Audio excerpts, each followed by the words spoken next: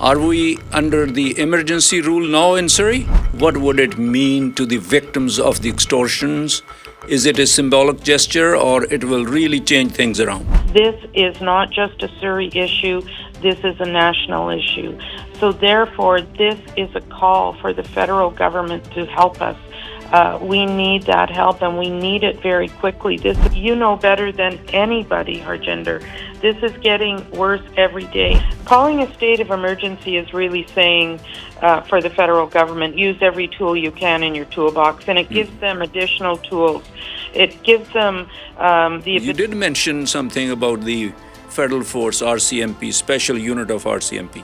Yes, and it allows all of that to be unleashed. If this state of emergency motion passed last night, what do you think has changed for the police? It's unfortunate. So now we're in the position where I need more resources because we felt we had enough, but we don't have enough now. The threats continue, the shootings continue. Yes, we made an arrest yesterday, but I do need more resources, and so I've written a letter to the province. Secondly, what I have written to the province about is a helicopter.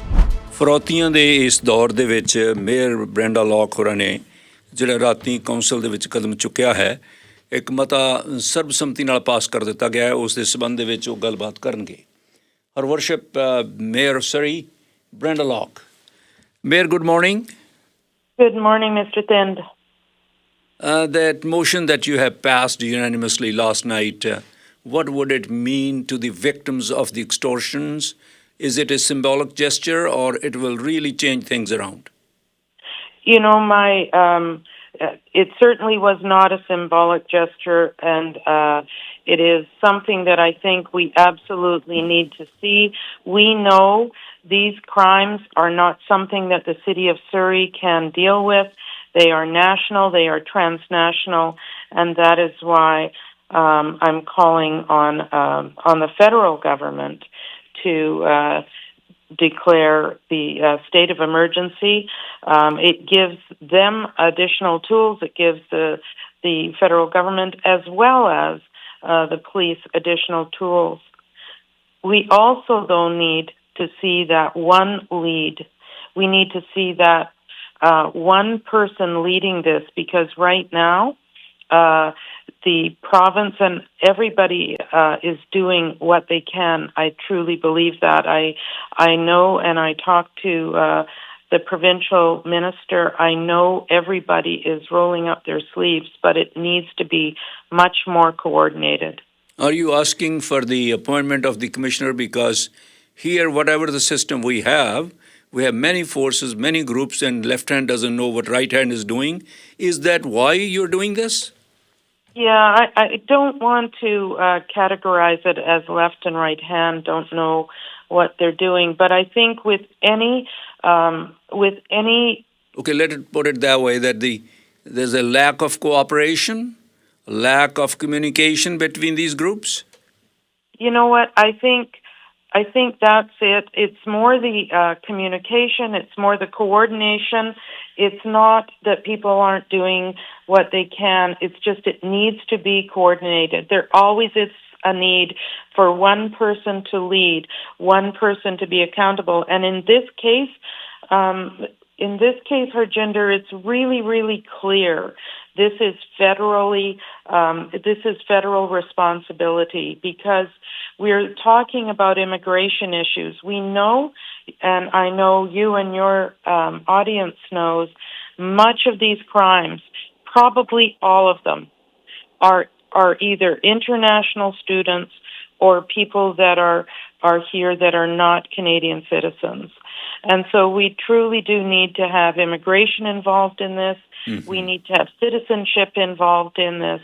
We have so many aspects, and to have that one commissioner or one person that heads it up is going to make a huge difference in how these problems are addressed. I do want to say this is not about finger pointing at all. This is such a complicated and complex problem. We need we need to have that one person that has that holistic viewpoint. You have, Mayor, I think, spoken a few months ago with our federal minister, Anand Sangri. Didn't you talk to them at that time? I understand you spoke to him about this. So what is different now? If he hasn't responded to you before, why would he respond to you now? Well, I think everybody wants to see this fixed, including the federal minister. I hope that we are going to see that take charge from that end and that communication back to the city. I think that's a really important part. Next week, I'm going to Ottawa, and I will be meeting. I will be meeting for sure with Minister Sahota, who is the Minister of State for Combating Crime. And I know I have requested to meet with the Federal Solicitor General. I've talked to the Provincial Solicitor General. It seems like daily right now. And I know that everybody is concerned. I just really think it's time we face this and put it all together and had a solid response. Well, we do understand your good intentions, Mayor. At the same token, when you're going to Ottawa, what are you asking by passing this motion? Are you asking for more federal force and a helicopter and other resources? Or you're asking them to make these people cooperate among themselves who are already working here? Well, I think, calling a state of emergency is really saying for the federal government, use every tool you can in your toolbox, and it gives them additional tools. It gives them You did mention something about the federal force, RCMP, special unit of RCMP. Yes, and it allows all of that to be unleashed. So whether it's money or changes to the law or bringing in the federal force, all of those things are up to whoever is going to lead that. But I want to just get back to our meeting on November 28th, the trilateral meeting you were mentioning. Yes, that did happen, and it was an important meeting, but that was 90 days. So that 90 days is coming up next month, and we have only seen the problem escalate. With all the good intentions that had happened, we still saw an escalation in Surrey, a dramatic escalation, in fact, in the month of January. So we need to do something else. We need to have that extortion commissioner that's really going to take a hold and show that accountability and that coordination. And I think maybe that's more the important part, that this will be better coordinated across the country, whether it is in Peel region or in Edmonton and Alberta or here. And certainly I have personally been talking to mayors across, not only across the country, but even at the local level here, and there is real concern. Mm-hmm. Our local MP, Randeep Sarai, who happens to be the minister now, he told me in an interview that once local governments, call quits, and then we will take over. Do you think that will be a right person to contact? Yeah, I have talked to MP Sarai, and again, I know that everybody is caring about what's going on, but it is very clear this is not a local government. This is not for only local government, and it's certainly not for local police. This is not just a Surrey issue. This is a national issue. So therefore, this is a call for the federal government to help us. We need that help, and we need it very quickly. This is getting, as you know better than anybody, Harjinder, this is getting worse every day. And I can tell you, I had a man call me recently. His 1.5-year-old grandson was threatened. This is over the top. We're seeing grocery stores, as you know, getting a Molotov cocktail thrown at their door. This is not something that any city should ever have to deal with. This is not something that any community can deal with on its own. And local police are doing what they can on traffic and domestics and all the other things they have to deal with. This is an international layer that no local police can manage on their own. Mm-hmm. Mayor, anything else you'd like to say in closing? I know you have another appointment. Yeah, I just want to say that, again, I know that every MP, I know every MLA, and I talk to them all. And I know that every leader in this city is concerned. And I really want to stress it's not about finger pointing. I talk with Minister Krieger literally daily, and I know that the concern that she has for what's happening. I think it was an unfortunate week we had last week. There is no question this is a crisis, and a massive crisis in our city. Mayor, by the way, Ms. Krieger is illusioned that we have 2 helicopters in Surrey. Can you correct it next time you talk to her? And also, are we under the emergency rule now in Surrey? No, the city does not have the ability, or the city does not call for state of emergency.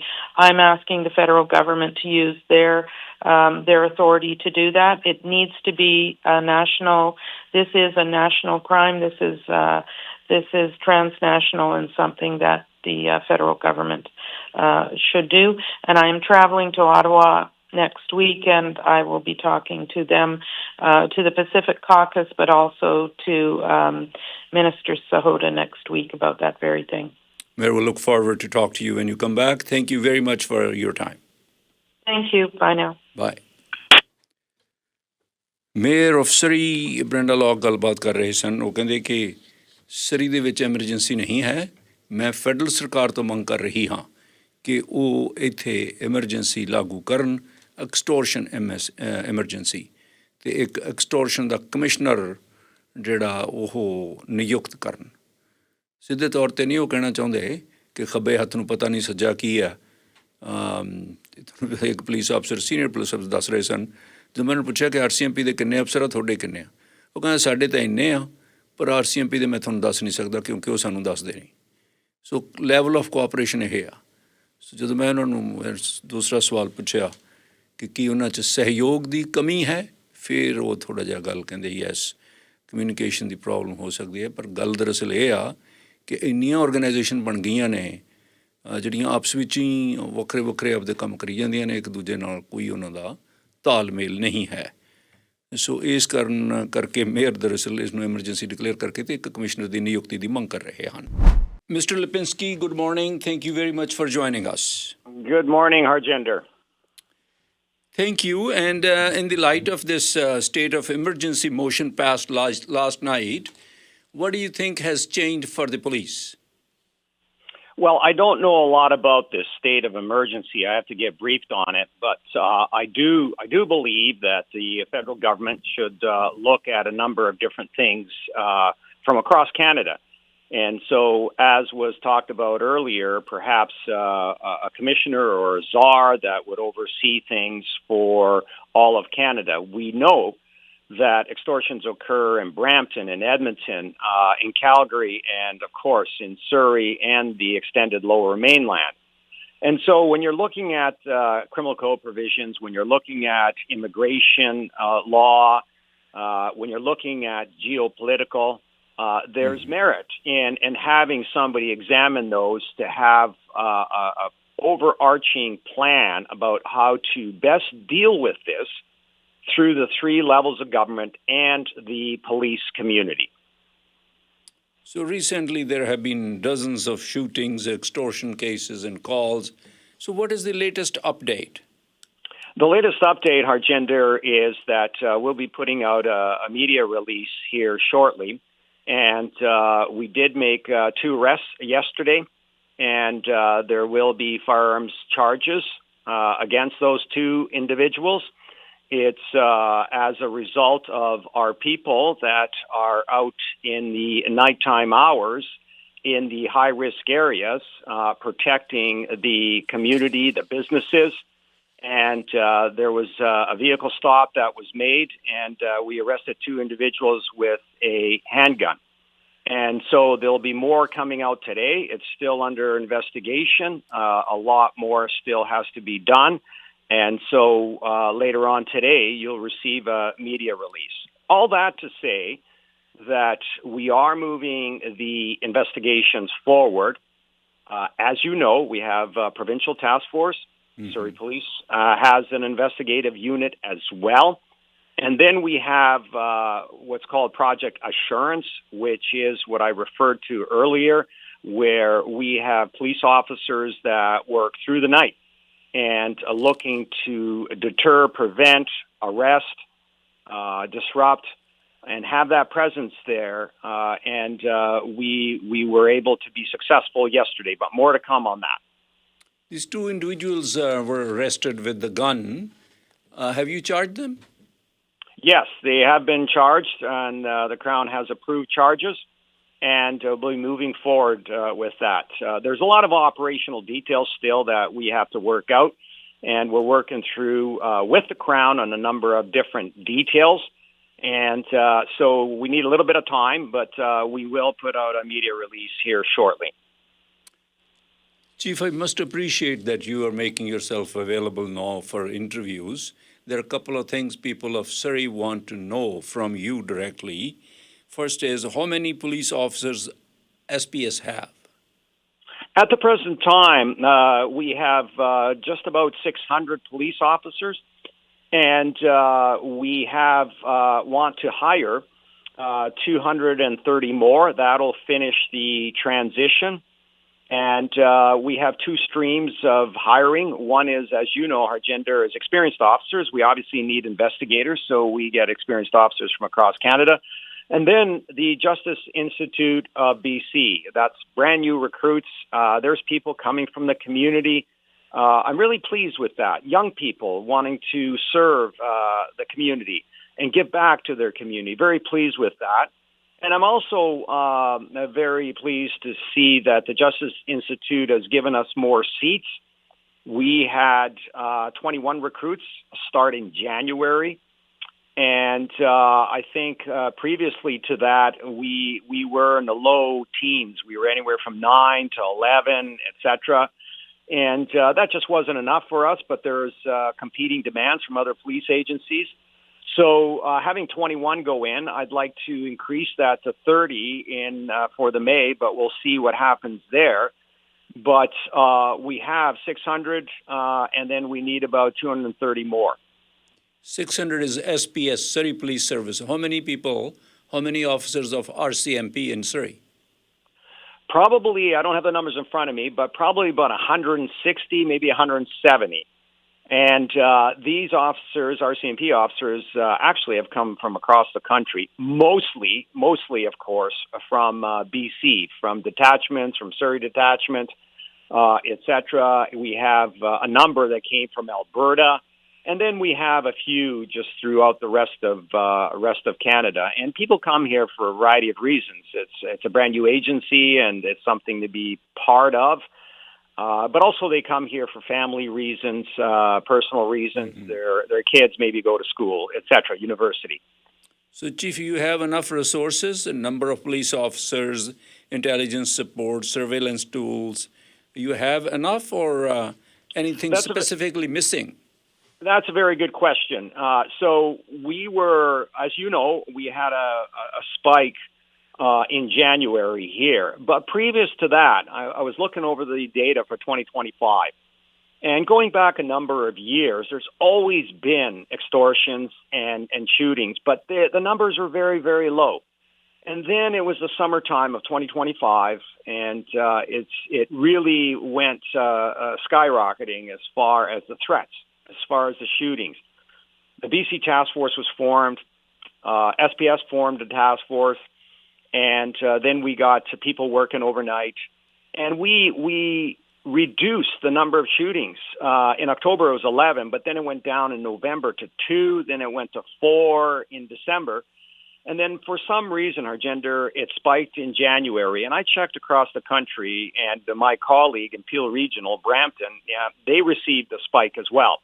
It's unfortunate. So now we're in the position where I need more resources because we felt we had enough, but we don't have enough now. The threats continue. The shootings continue. Yes, we made an arrest yesterday, but I do need more resources. And so I've written a letter to the province. I'm in discussions with the province. That's the number one concern of mine, is getting more resources. Secondly, what I have written to the province about is a helicopter. And the reason I need a helicopter now is because the criminals have changed their tactics a little bit. And I won't get into details what they're doing. Yeah, you don't have to. But I spoke to you a few months ago when I suggested that you should have a helicopter. SPS should have its own helicopter. And you were not agreeing with me because you said, and you laughed, you said, well, you have an access. Then I spoke to Randeep Sarai, a member of parliament and the minister, and he said, we will give him a helicopter, but they're not asking for it. You know, we offered them, but the police said that they had adequate resources. He used adequate word. So then I spoke to my colleague spoke to the public safety minister, Nina Krieger, and she said, Surrey has 2 helicopters. So what is the real scope on this helicopter? Yes.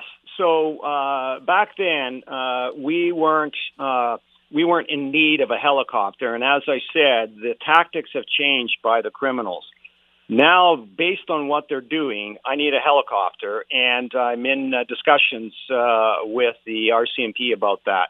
And more to come on that. So we don't have a helicopter. And so are you borrowing from our RCMP? You're trying to borrow it? Yes. We're gonna use the RCMP helicopter. Hopefully, I'm optimistic that fully dedicated for Surrey, or just sharing it? Oh no, we would be sharing it, and we'd use it strategically. And I'll tell you when we would need it. Given what the criminals are doing now and where they're going, we would need it a little bit on the daytime, but certainly at nighttime. And as you know, the helicopter has some equipment there that might be extremely useful in tracking some of these people. So just getting back to our discussion. So I'm in need for more resources. I'm in discussions with the province about that.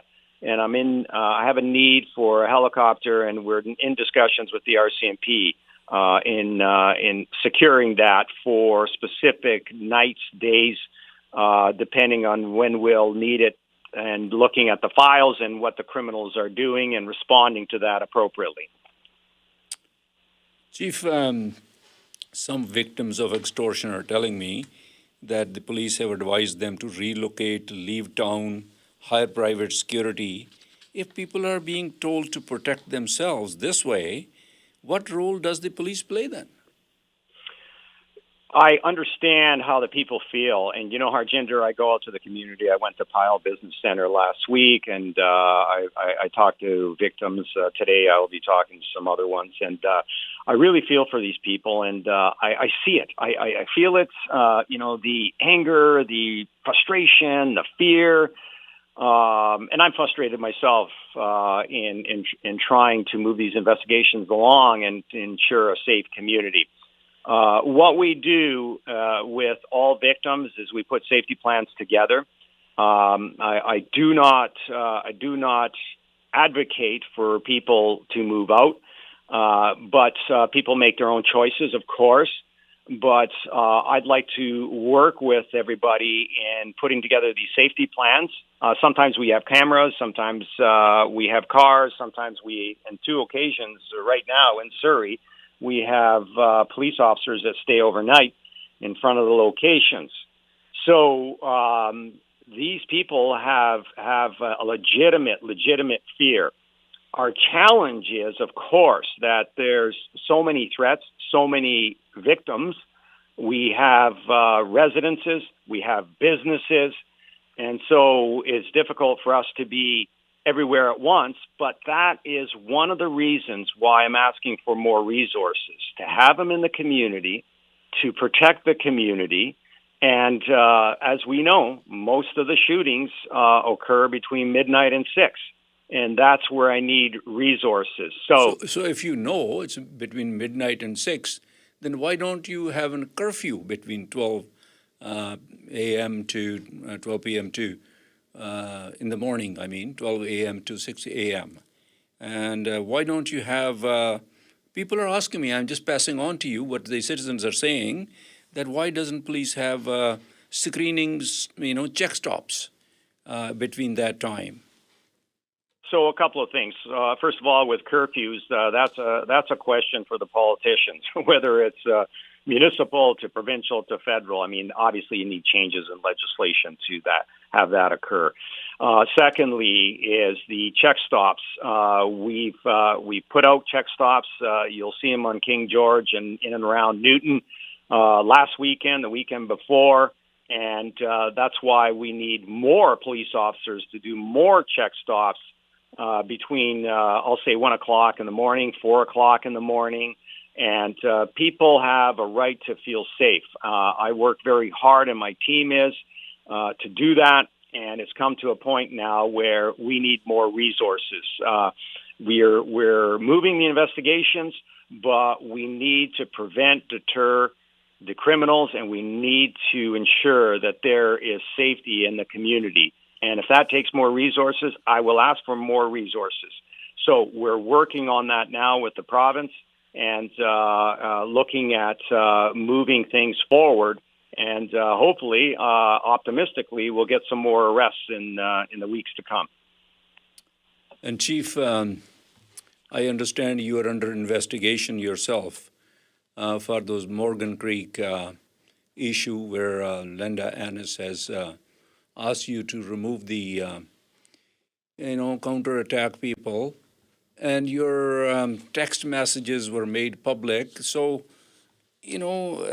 Surrey Police Service, his morale is down. I understand, or I heard so many things. How's the morale of the police force here in Surrey after those things? Well, a couple of things, Harjinder. So first of all, I'm not under investigation. It's over with the OPCC. They're assessing any complaints that have come in. Number two, I'll say there was no political interference. Elected officials to have an obligation, in my view, to pass on complaints from the community. That's exactly what happened here. OPCC is reviewing your behavior? They are reviewing the complaints that have been submitted. They haven't contacted me regarding an investigation. Mm-hmm. So what happens is when there's a complaint submitted, then they do an assessment, and that's the first step. And then they see what they're going to do with that. But just getting back to elected officials, and I have elected officials that passed on community concerns, federal, provincial, mayor, council, and so forth. Now, my task is to analyze that complaint. And that's exactly what we did. We had a look at it, discussed it with our senior leadership, and we managed our resources. We amended how we managed our resources for impaired driving in that neighborhood. And I must clarify as well, there wasn't just one golf course. There was 2 golf courses. So, again, I say there's no political interference. We analyzed the complaint, and as the chief, as senior leaders here, we then made an assessment, and we amended how we deployed our people. And we moved them down the road. And part of impaired driving for me is also prevention. It's just not enforcement. But that's what we did there. Now, dealing with your morale issue, I haven't heard that. And we have over 1,000 employees. And so I'm sure there's somebody that is not happy with some of the decisions that are made by senior officers, of course. But I feel that morale is very solid and that this organization is moving forward. We're busy. We're under a lot of pressure, of course, because we're running Surrey as a police entity, but also we're building. And now we've got to deal with the number one priority, for the citizens of Surrey and for the police service, and that is the extortion. And so we're going to deal with that and work really hard and continue to work overnight, every day, to try and hold these people accountable. Well, leadership is often judged during the difficult times. You know that. And a lot of people are getting frustrated this time. Out of their frustration, some people are asking for your resignations and that you should resign. How do you respond to those calls, people who are frustrated are saying that, police is not doing its job. They have failed to protect their lives and their businesses? Yes, the community is asking some tough questions of us, and rightfully so. And my hope is that the community still sees us as an ally in fighting these criminals. And I have to say, Harjinder, in the past, it's been my experience when the community stands with police, things get better. And I look back 20 years ago when there was the height of the gang conflict, and so there was some tough times there, and it took a bit. But I think it's fair to say that the gang conflict or the shootings, the amount of homicides has certainly been reduced. And so that's as a result of the community working together with the police. Recognizing also, and sometimes it's very difficult for people to understand this, but we operate within the four corners of the criminal code. We operate within the four corners of the Immigration Refugee Act. And although that's not our stream, that's CBSA, as you know, that's federal. But we deal with all sorts of legislation, and we have all sorts of stakeholders. And so with that, we have to work on these investigations and ensure that we put together the best case for the Crown.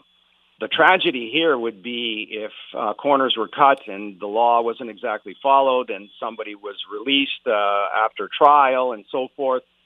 So we're putting together good cases. We feel we have a good case as a result of those two arrests yesterday, and we're moving forward. And we want the community to work with us. And I'll tell you exactly what we need from the community. As much as possible, we need information.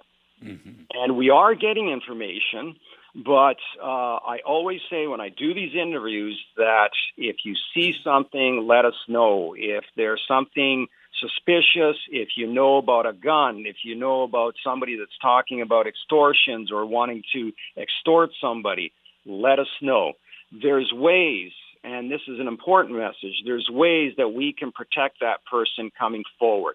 Of course, you can start with Crime Stoppers and just leave a tip. You can phone the reward tip line that the city put up. Or you can talk to our investigators, or you can walk into the front counter. But there's ways that we can protect the individual that comes in with information. And that's what we need from the community. We're getting a little bit. We certainly need more. And I think together we can make a stand against these criminals and not pay, report it, and hold these people accountable. You're right, Chief. Gang conflicts were there a long time, and they were limited to the gangsters only. General public, prosperous people, small businesses, they were not in danger.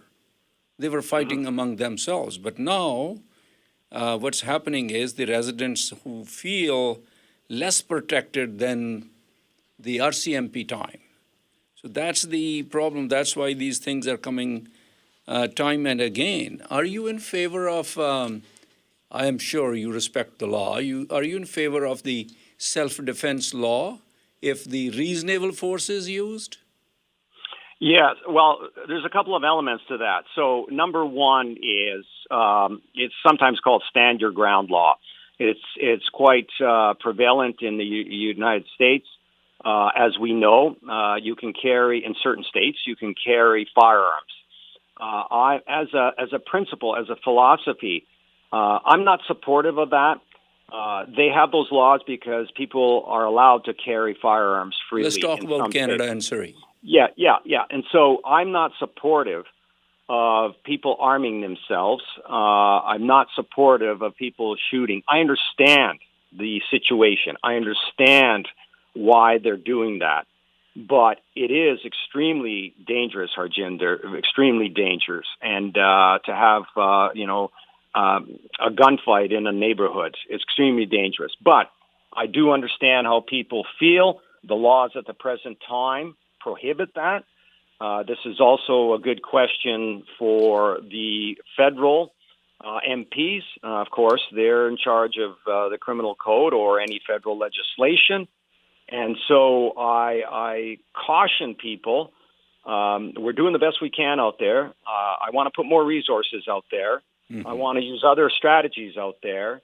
But know that it's extremely dangerous and you're putting yourself at risk by arming yourself and then if you're discharging that firearm. Chief, what would you like to say to the residents of Surrey in closing? In closing, this is our number one priority. We're committed to holding these people accountable. We're committed to protecting the community. I'm asking for more resources. I'm working on that, and I'm in dialogue with the provincial government. I'm asking for a helicopter. I'm in dialogue with the RCMP. And we need to continue to work together and bring that information forward. It's extremely helpful, any little bit that you have. And I understand how the community feels, and I thank them for their patience. Let's work on this together. So you're not changing anything as a result of the last night's motion passed by the City Council about the emergency? Well, what I am going to do is get a briefing on what that actually means, and I'll be talking to city representatives about it. I can tell you in one line, it's a request of the mayor to the federal government to use powers considered as an emergency in Surrey. Well, I can tell you what we have here is a crisis. There's no question we have a crisis. I look at the numbers from last year, and you know them as well, 132 threats and 49 shootings, and here we are having a spike of shootings in January. So we do have definitely a crisis in this city. And what we need is assistance from all levels of government, not so much the municipal government, other than I'm asking for resources through the budget and so forth and so on, but certainly the province and the federal government to come forward, and they could do a lot of things. So I think there's something that we, together with the government, all levels, can do and try and get this crisis to a point where we have that further arrest, protect the community, and we work together to have a thriving community. Not that we have one in fear now, and we got to get past that. So you're not particularly in favor of this federal emergency, where the federal force will be wandering in the streets of Surrey? Well, if you're referring to having perhaps the Army come in and so forth and so on, that has to be explored with the federal government. I certainly have not had those kinds of discussions. Federal government is in charge of that. I do believe that the federal government has to have more input into what goes on here and more involvement. And I've had discussions with the MPs, as you know, and we're going to continue that dialogue. I need to find out exactly what are the parameters of this emergency in legislation, Harjinder, meaning what does it mean when you trigger that? So I have to inform myself so I'm comfortable with rendering an opinion. Chief Lipinski, thank you very much for your time. I really appreciate your availability. Yes, thank you for having us, and we'll talk soon again. Oh, definitely. Thank you. Bye-bye. Okay, thank you. Bye-bye.